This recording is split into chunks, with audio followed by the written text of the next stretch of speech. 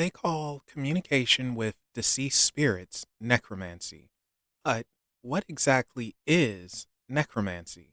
We know that the idea of communicating with those from the other side being wherever it is we go when we pass away, has been around for thousands of years. Different cultures also have different forms of necromancy as well. Whether it's just us speaking aloud to a supposed spirit that's around us, or doing something way more elaborate, such as setting up spell circles, candles, digging up some bones. You get the picture. The point is, trying to make contact with the deceased has been around since the first person who died. However, now in modern times, this is looked at as a type of evil witchcraft, and that you're trying to sick spirits of the dead on someone. That, or you're trying to start the zombie apocalypse. But, as we've come to learn time and time again, things are blown out of proportion and not quite what they seem. Well, luckily, Bonnie is here to set things straight and tell us what necromancy actually is. So sit back and let's hear what this Texas witch has to say. For this is Tell Me About It. Necromancy. Necromancy has become a subject washed over with misinformation and media hype over the past decade or so. Most would consider necromancy to be filled with practices involving graveyard desecration and the robbing and stealing of human remains, and futile attempts at reanimating corpses long void of life force. While truth gave rise to the lore, we need to dig into what necromancy is from the perspective of those who created the term. To do this, we need to look at the etymology. Necro means dead. Mancy is indicative of divination.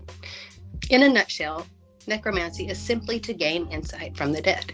It is to divine using the forces of death or intelligences which once walked the earth and currently do not. Many would consider necromancy as being brought forth by medieval magicians. However, when we look at the general definition, according to etymological sources, it is more akin to shamanism. Shamans, in their practice, would rely on ancestral power from beyond to connect themselves to the forces of the divine. The ancestors already being on the other side are much closer to the divine than we are. So before Jesus, there were the ancestors. Pre-Abrahamic religious doctrine, it was quite normal to make offerings unto the dead through the use of ancestral altars and other tools. By observing how a candle burns, pyromancy, on an ancestral altar, though, it is necromancy. The idea is that the energy from the ancestors beyond will permeate and influence the energies of the candle flame and how it burns. We can safely assume the same thing when reading smoke from the candle. The capromancy becomes necromancy when we include the energies of the dead. In biblical context, necromancers were at the time called bone conjurers. A skull was kept to call upon specific shades. In ancient Persia, it acted as a sort of triangle of manifestation, in sorts, to the Persian magi, who were considered to be the Zanda, or apostles of Ahriman. A bone conjurer can also include those who cast lots or throw bones as an act of divining. The bones themselves are simply symbols of the knowledge which comes from beyond the grave. The ancestral spirits and the power of death itself are thought to guide how the bones fall in a relationship to the querent. The bones themselves in many ways represent physical potential which has transcended the limits of flesh to offer us further insight in the here and now. What may not be known by most is that the Goetia is actually said to be of necromancy to those of medieval times. This is why many state that necromancy can involve magical circles, wands, sigils, and seals and incantations. The Goetia was known as the Book of Howling, and this is how this grimoire on demon conjuration became linked to necromancy. See, the necromancers of the classical period would address the dead with intonations and incantations that range from what seemed to be high-pitched squeaks down to deep droning. We can even see an old relief of what is said to be John Dee and Edward Kelly conjuring angels within a circle laid down in a graveyard. When we start to look deep in the origin of the term and what necromancy was historically perceived to be, it can be seen as a general blanket term. It can be seen as simply a blanket term for magic, and for many it is. Many of these terms are created by the ignorant, though. The terms describe only what can be seen exoterically by ignorant eyes. Those who the terms are being imposed upon usually simply accept the sinister reputation because that rep creates an illusion of power.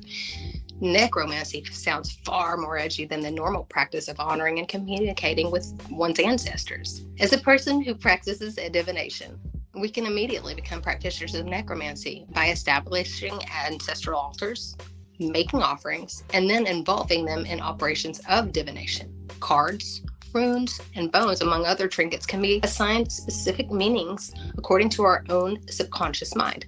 Then when using tools before the altar, the energies behind the altar can begin to guide the synchronicities. That is, the cards, runes, trinkets falling to give the desired insight.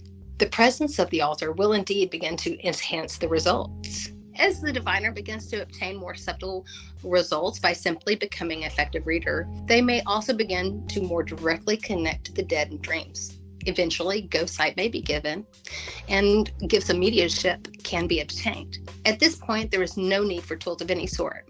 When one gains further experience through ancestral work, we can more easily connect with the dead beyond its ancestral ties in a more effective way. By delving this deep into spiritual communication, we can begin to gain insight from the nature of the afterlife.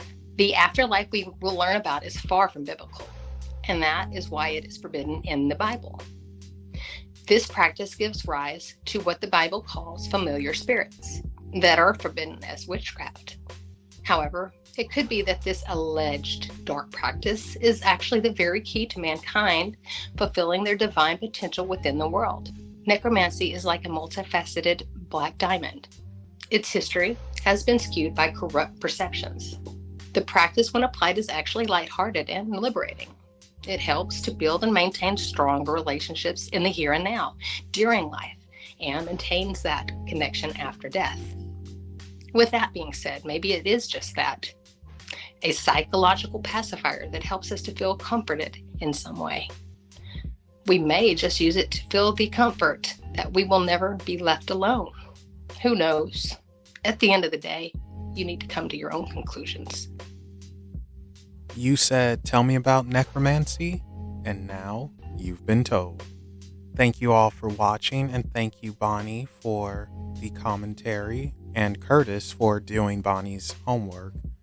I hope you all enjoyed, and if you have a request for a future Tell Me About It, please let us know in the comment section down below, or reach out to us on social media, and those links, as well as links to Bonnie, can be found in the description below. Thank you all again for watching, and we will be seeing you next Tell Me About It.